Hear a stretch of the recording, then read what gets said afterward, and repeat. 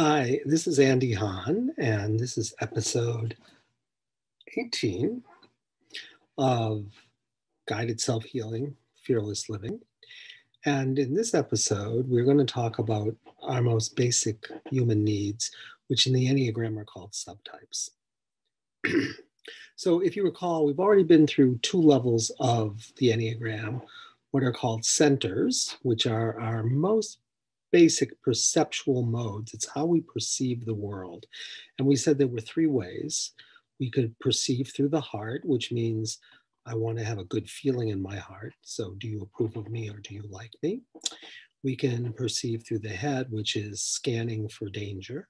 And, is the world a dangerous place? And where's the danger going to come from? Or we can perceive through our bellies, which means that we sense what's going on and then we respond in some kind of way. So there are three basic ways of doing this. And we said there were energetics to those ways, that the heart center, lacking a head or having a no head as a core fear, loses itself forward and out, seeking approval and losing discernment. And we said the head points lose themselves back and in because, of course, they have a fear they are no body. And if you're no body, you have to get away from danger because you don't have enough energy. And then we had the belly points. And what we said is the belly points energy goes up and diffuse. And we said, well, what does that mean? Because they're perceiving, they have a felt sense of things in terms of whatever they care about. But instead we said the core fear of the belly points is I am no heart. And no heart here means I don't know my passion. I don't know what I truly desire. And so in order to be fully embodied, you have to know what you truly desire and what your passion is. So we talked about that, these basic perceptual modes and the ways we lose ourselves. And then we talked about our personality types, which is sort of, if you want to put it a certain way, it's our core ways of motivating, it's our core motivations, we could say. And it is also our fundamental ways of paying attention. Where does our attention go? And we said that there were 9 of these types, and there were 3 variations of each type within the centers. So in the heart, there's 2, 3, and 4, which are called the giver and the performer and the romantic. And we said that the giver, all of these points want approval for an image, right? So it's like in order not to feel despair, but we said the giver looks to the particular other and loses themselves forward and out, seeking the approval of the particular other, because if they have that, then they don't have to feel despair. They can feel worthy. And we talked about the performer. And again, the performer wants applause. So their attention as the heart point goes forward and out. But they go to the generalized other. They go for the whole crowd. They go for, and even if you're with a particular other, it's what they represent to you. It may not be their individuality. And then we talked, of course, about the romantic. And the romantic, even though it's a heart point and therefore wants approval and wants, acceptance, they look for their image by going back and inside, and they look for an authentic image inside of themselves, which they then present to the world. And we hope at that point, if we're a romantic, that the world is going to like us for our unique or special, authentic, quote unquote, image, because of course it is. And we said the same thing about the head points. And we said, there were 3 head points, which are all variations of moving away from some kind of danger because there's a lack of some kind, a lack of energy, you could say. And the 5, of course, moves back and away from things, so backwards and in to a place in the sort of back of their head where they can just witness or observe everything and saying nothing can get to me because I built a castle around myself. And so I can witness and observe everything from there. And then we have the loyal skeptic. And the loyal skeptic, of course, again, a fear point, goes back and away from things as a fear point, but dissociates, goes up and diffuse in terms of their point, meaning that when something dangerous is coming at them, their first move is to sort of like leave their bodies almost. And then from there, they can do fight, flight, or freeze, but their first move is sort of like deer in headlights kind of move. And then we said there was what's called the Epicure or the Adventure, 0.7. So we had 5, 6, and 7. And the Epicure, we said again, is someone who's also a fear point, but they don't look like a fear point because they look like they just like pleasant options. So how is that a fear point? And we said, of course, the way it's a fear point is the one thing I do not want to have if I'm a 7 is I don't want to be bored, or I don't want to be trapped, or I don't want to feel any kind of painful feelings. So whenever anything like that's coming, I have to get away from it, and I will use my imagination or whatever it takes. So it's like I do an end run around the thing that I'm afraid of, and I don't even recognize that I'm afraid of it until it gets in my face, so to speak. And then we had the belly points, and we said there were 3 variations of the belly points, all of whom don't know their passion or their true heart's desire. And we said 8, which is called the protector, is the externalization of anger and self-forgetting. So 8's the biggest energy of all points. They externalize their anger, and when we say they're self-forgetting, 8s are unbelievably competent, right, in everything they do. Pretty much, it's really quite extraordinary. And they're hierarchical, and they know what is most important and what isn't, and they know how to make things happen and get things done. But they don't ask the question, what do I really desire? What do I really want to do? I just do everything competently, so I just do it. But I never ask the question, do I really want to do it? Because that, of course, would cause us to go into the soft heart, and that's a vulnerable place to be. And if I'm a protector, I don't like being vulnerable. And then we said there was the mediator. The mediator their energy goes up and diffuse.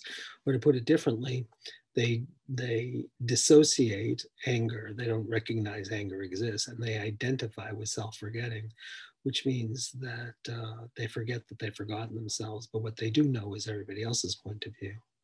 So I sit at a table, I know your point of view and your point of view, and I can merge with all of them. But if someone said, well, what do you want?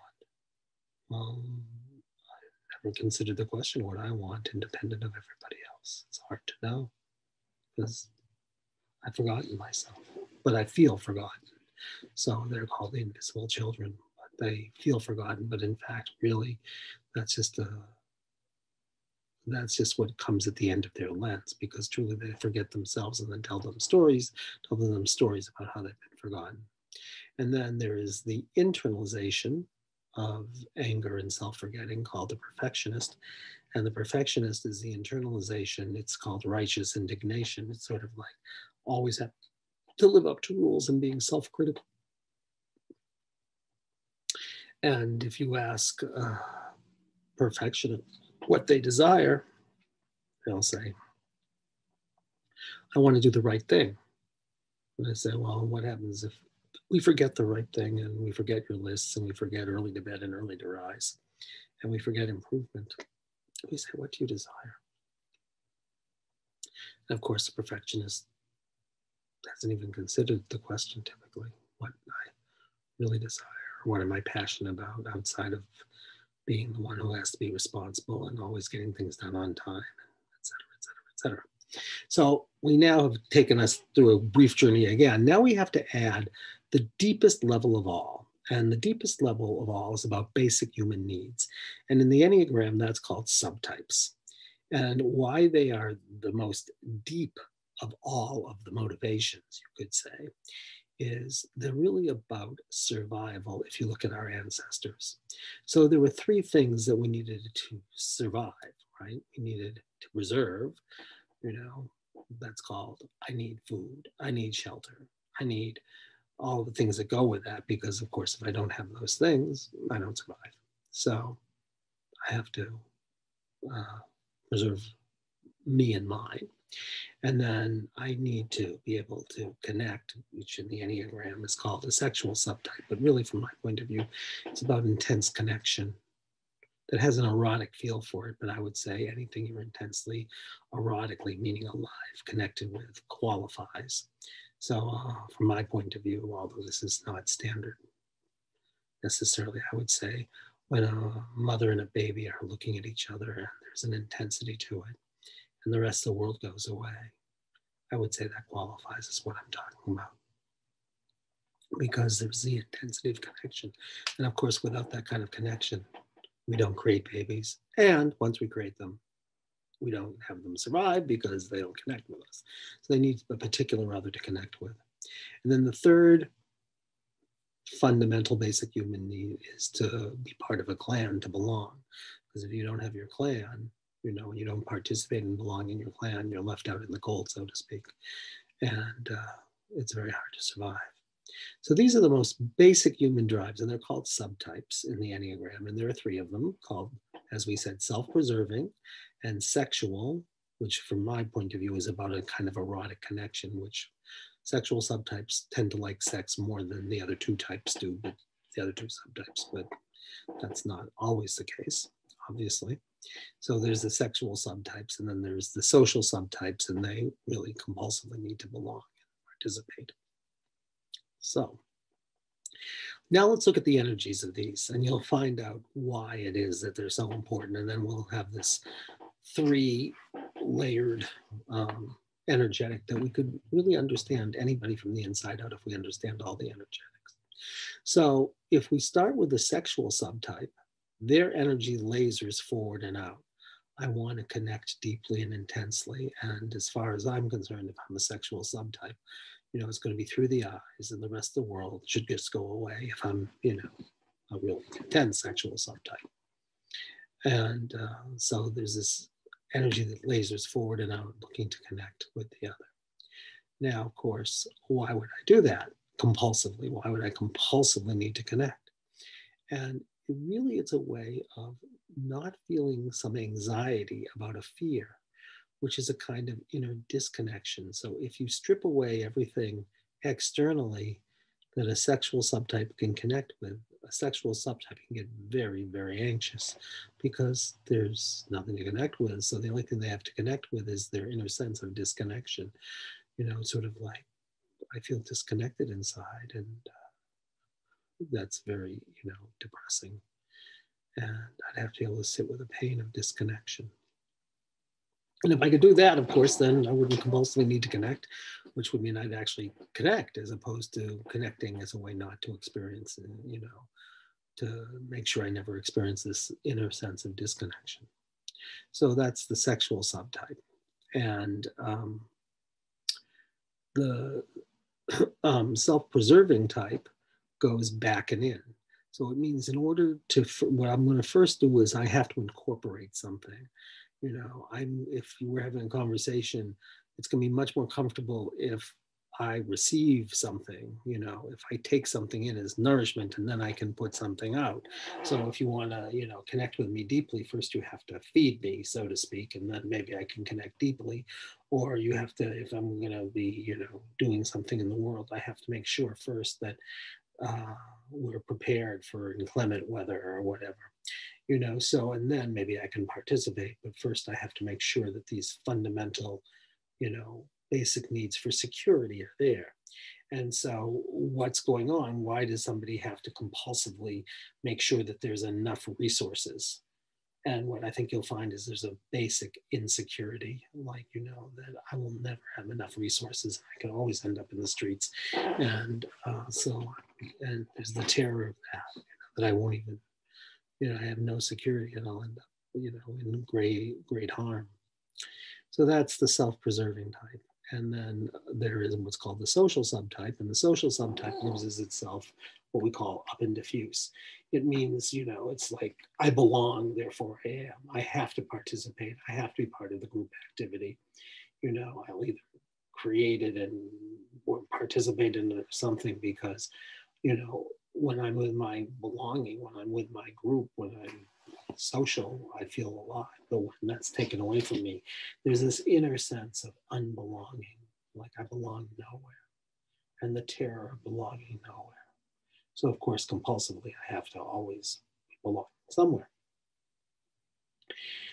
So in order to free ourselves of the compulsion of these drives, we have to sit with the thing that they're covering over and making us not feel anxious about, all of which is internal, right? a basic internal sense of insecurity, a basic internal sense of disconnection, a basic internal sense of unbelonging, that I belong no place. And so I compulsively have to take care of those needs by doing whatever I'm doing, which of course means I never get to really do it, as I said, because I'm doing it in part in order not to experience fear. Now, the next thing to say about these subtypes is they're stacked. So, you can be very extreme in one and very low in the others. I'm fairly extreme. I mean, I haven't quantified it, but, in that world, I'm probably like 3/4 sexual, and 20% social, and 5% self-preserving. So it adds up to 100. So I'm a pretty intense sexual subtype, which means left to my own devices. That's why I'm talking to each of you individually, even though it seems like I'm talking to all of you. I'm actually having a conversation with each of you.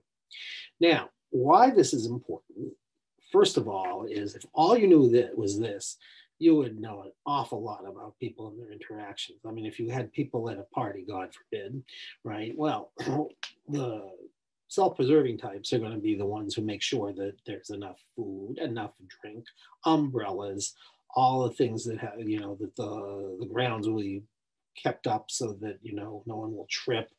There will be, working on the grounds, doing whatever, so that all of those preserving things are taken care of. And once that happens, then they can do something else. So that's what, if you're a self-preserving type and you're going to some kind of event, that's what you'd be likely to do, all things being equal. And if you're a sexual subtype and you're a pretty intense sexual subtype, you'll go to the event, but you'll look for the most interesting person and hopefully another sexual subtype, if you're lucky from your point of view, and you will go off and have this very intense, deep conversation of some kind or another, and the rest of the world will go away. And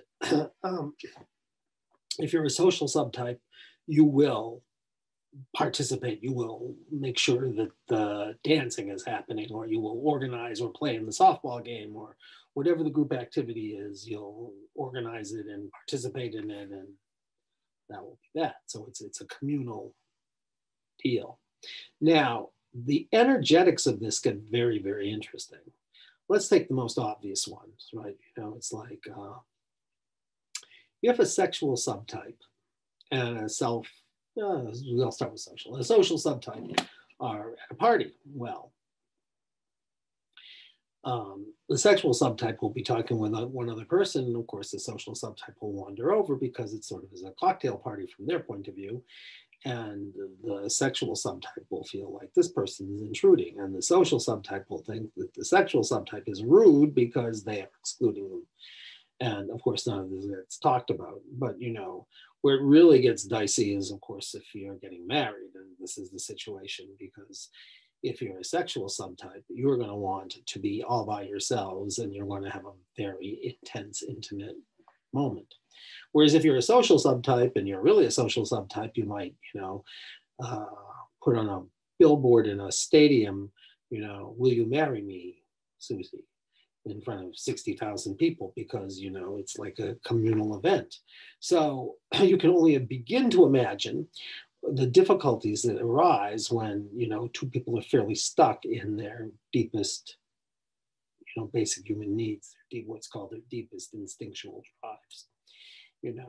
And the self-preserving type, of course, with either of them is going to say, I have to take something in first, or I have to do something that's responsible first before we do anything else. So I'm the one who's going to look to receive something, to take something in, so I may not initiate conversation, or if I do, it's more likely to be the kind of conversation that people talk about when they say, we talked about the weather or food or whatever, because of course that's your way of caring. If I really love you, if I'm a self-preserving type, I'm going to make you a great meal, or I'm going to make sure your home is a place that you feel welcome and home. It's like, that's how I'm going to say I love you, and either the other two will say, well, that's nice, but that's not love to me. Love to me, if I'm a social subtype, is going to be saying like, I'm going to, introduce you and incorporate you into my group, because that's an act of love. And a sexual subtype is going to say like, an act of love is we're going to be, deeply connected intensely, and the rest of the world can go away. And as far as we're concerned, we may never eat, and we may never, I mean, if we're really intensely that, you know, why would anyone want to be part of a group? I'm the most interesting person there is, so why would I want to do anything else? And why eat if we're having this amazing deep connection? Now, of course, there's so much more to say about all that stuff, but I'm going to leave it alone, except to say that things can get very confusing because under certain circumstances, of course, since we have all of these drives, it's how we're in relationship with each of them. And of course, when people fall in love, they all, for a short period of time at least, look like they're sexual subtypes, you know. But, you know, if you really are a sexual subtype, you think that that falling in love feeling is going to be there forever. But if you're, you know, if you happen to get together with a self-preserving type, you know, that may last for 3 or 4 weeks. And then they say, okay, now we have to start, you know, building our life here. And we have to start, you know, creating a home and doing the responsibilities. And you'd say, wait a second, what happened to my like intense lover? And they said, well, you know, for 3 or 4 weeks, yeah, that was good, but like you have to live. So there's untold confusion here because, you know, the sexual subtype would say, no, this should be going on forever. And it's the same if you're with a social subtype, you know, because they'll become a sexual subtype for short periods of time if they fall in love. But then they'll say, okay, now it's time to do my group collective activity. And I want you to notice also something parenthetically, which is that this has nothing to do with extroversion or introversion. Because you can be a social subtype, for example, and be an introvert. All that means is you'll naturally want to belong and participate, but in order to get rejuvenated, you're going to have some alone time. But you'll have your alone time, and then you'll compulsively go back and participate in whatever's going along. You know, if you're extrovert, you never have to have your alone time because you're getting animated by what's happening in the group as opposed to like getting exhausted by it. But the real thing we can now do is we could take any person, and if we knew their Enneagram type, which would mean we would by definition know their center, and we knew their subtype energy, we would really have a very good sense of what's going on with them. I mean, so much so that you would be like a psychic and you could tell them how they're in relationship to themselves and how they're in relationship with everybody else.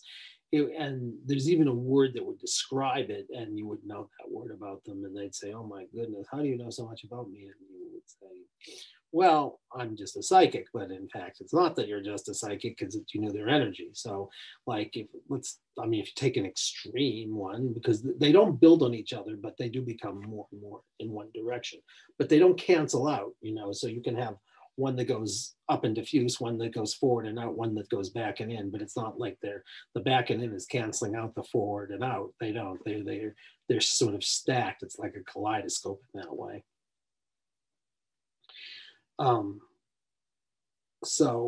But what I was saying here is that you can really know something about someone. So let's take an extreme, one that all of what they do is go forward and out, which would be, in this case, a sexual giver. Because a giver is a heart point, so I have to go out towards you, right? Because I need your acceptance. And I have to go out to the particular you because I need your acceptance. I need, you know, for my sense of worthiness, I have to take care of your needs, right? Whatever you need me to be, I will be. I mean, you know, you want me to be an intellectual, I'll give it my best shot. You want me to be a sex object, I'll do that. I mean, and you know, you want me to cook for you, I'll do it, but I'm doing it not to cook for you, I'm doing it for the connection. So you better appreciate it, not the food, the me that's doing it, it's just loving you, because I want this connection with you, right? And if I'm a sexual subtype, what I want is deep connection. And there's a word for that in the Enneagram that captures that trinity, and that word is called aggressive seduction. Or if you talk to any self-respecting sexual too, they'll say, I know the person I wanted, and I could get them. I wanted their approval, but you know, my little secret is that I'm going to take care of their needs. So I'm going to look like I'm, you know, the one who's not needy at all, but they're the one who has needs, and I will make sure I take care of those needs. And I will make sure I do it in a way that is deeply, deeply connecting. So all of this energy is moving forward, you know. But let's say, we'll take a different sexual. Let's say you have a sexual 7, for example. All right, so let's look at that. You know, a sexual 7, basically, their 7-ness, goes forward and out, their head point goes back and in, and their sexual subtype energy goes forward and out. So the least powerful of these is going to be the point. Right? We know that it's nested in the center, so the center has to be deeper than the personality. So we could say on the surface, what's going to happen is a 7 is going to say, I want to have these wonderful, pleasant options. And they're going to go out and find very interesting things to do, you know, and all kinds of interesting things to do. Of course, as a head type, they want to make sure that the options are pleasant because they don't want to include anyone who's going to be a downer, right? So there's sort of like, there's this push-pull going on, going out there. You know, as a 7 looking for all these pleasant things, but I want to make sure I'm not trapped in it. But if I'm a sexual subtype, I also want to connect with you deeply. And the word for that is called suggestibility or fascination. So it looks like, you know, I have this deep connection with you, right? Sexual subtype is the deepest part of me. I want to connect with you deeply. But then, of course, what happens is I have to diffuse that a little bit because, like, if we connect too deeply, it might become painful. So then I have to kind of pull away from you, you know. But I want to pull away from you in a way that looks sort of like I'm not really pulling away because I want to be fraudulent about it a little bit. So I'm going to make it look like I have these pleasant options that we can do together. Meanwhile, I'm pulling back a little bit from too much intensity. And all of that is folded into this. So if you knew, you know, that you had a sexual 7 and a sexual 2 and they got together, well, you could be predictive about what their relationship is going to be like, and you would be correct. And in fact, if you knew their points, and if you knew what's called their wings, like how much they're influenced on the points on either side of them, and, you know, what happens, how much do they experience stress for whatever it is that's stressful for them, and how secure do they feel, you would have like this whole amalgam of information. Plus, if you knew how much healing work they had done, which in this case just means dealing with the things that they're most afraid to experience about themselves, right? So if you have the sexual 2, right, there are going to be a lot of the core fears of the sexual subtype is inner disconnection. So the question is, how much has that sexual 2 really, how much is he, let's say he, because there'll be a stereotype. I mean, the fascinating thing, of course, is parenthetically that in our experience, type trumps everything. So if you had a sexual 2 man with a self-preserving 5 woman, which, you know, is back energetically, and you saw a transcript of their conversation, you would stereotypically be sure the man was the woman and the woman was the man, because the man would be saying something like, "You don't tell me you love me enough," and the woman would be saying, "Oh my God, there's so many demands here. It's like, you know, I told you I loved you once, and like, wasn't that enough?" And you would be like, "You keep making these demands, and no matter what I do, it's not going to be enough," you know. And you're not really feeding me at all because you won't give me some space. And really, you would think the man was the woman and the woman was the man if you didn't know about the energetics of these things. But the point here is that, you know, if you have the sexual 2 and the sexual 7, you'll say, well, they're going to really get together very intensely in the beginning. But that 2 is going to keep going forward. And the 7 is going to say, wait a second, this is feeling like, you know, like a little bit manipulative, or I'm like, there's too much going on here. And it's like getting a little painful and a little like trappy. And then they're going to pull away. And but they're going to try to pull away in a way that's going to look like they're going to diffuse the situation and create some pleasant options. Meanwhile, not wanting to be quite as intense. And the 2, if the 2 hasn't done their work, will just forge forward ahead, and the 7 will back off. And the more the 7 backs off, because they're a head point and they're saying, you know, there's too many demands here, you know, and then the 2 will go forward, and then the 2 will get resentful, and at some point and say, you don't appreciate me, and then would go to the lower aspect of 8 and get unbelievably angry because you're not appreciating me enough, the man's saying. And at that point, the 7 is saying, oh, I don't need this. This is really painful, right? And the 7 at that point is going to become critical. And because the 7 will go to the lower aspect of 1, and you can just imagine what that relationship is going to look like. All of which is predictable. And then the question is, here's the key question. How much do you realize that you're the one who's creating the thing, as opposed to you're just reacting? Because everything is your creation. You say, I'm this way because that person was that way. That's crazy. You're the way you are because you're the way you are. And anything you say, oh, I'm that way because of someone else, is just to some rationalization in terms of what I'm talking about here, not in terms of other things, but in terms of how I fundamentally, see my needs getting met and how I perceive the world, and how what motivates me. None of these things are about the other person. They're all about you. And the sooner you realize that, the freer you'll be. Because then you can really sit with all the things you're most afraid to experience about yourself. No one will be able to push your buttons. And that is the whole point, that you be free. So you can respond and not react. And that's the point of it. All of this is freedom. So what I would suggest you do, since we're talking about subtypes today, is really reflect on yourself and say, when I really look at myself, what motivates me the most is sort of kind of preserving security and to feel secure around things that are sort of, basic human needs of security, like food, shelter, all of that stuff.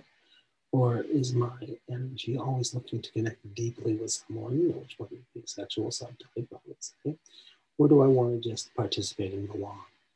And if you could do that, then you can get a sense, and then somebody else wouldn't seem rude or superficial or whatever. They would just be experiencing the world through a different lens.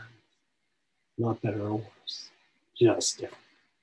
Having said that, guys, we've now finished our little journey on the Enneagram, which has been a joy to share with you. And once again, I welcome your comments. If you want to know more about the Enneagram, we have a lot of great information on our website, lifecenteredtherapy.com. We have a whole section on the Enneagram, writings about it, taking tests, everything you can imagine. And if you want to write to me, as always, Ahan, Andy Hahn at it's Ahan at lifecenteredtherapy.com. And I would love to hear your comments. And a lot of people have a lot of different feelings about the Enneagram. Man, this what I call the subtypes. Very different. Because I say the way I understand them is energetically. And the energetics, which I told you, other people will say, no, that's not it. It's really about the drives. And, say they're called instinctual drives because they're biological. And I would actually say they just appear to be biological, but they're really energetic. And the thing is, of course, that if you can really be with the energetics of it, it's why there are these yogis that don't need to eat very much. Right? Why? Because they've dealt with the energetics. So I would say the energetics creates the instincts. But that's a very controversial view. Anyway, I look forward to hearing from you guys. Ahan, lifecenteredtherapy.com. Be well until we meet again. Bye-bye.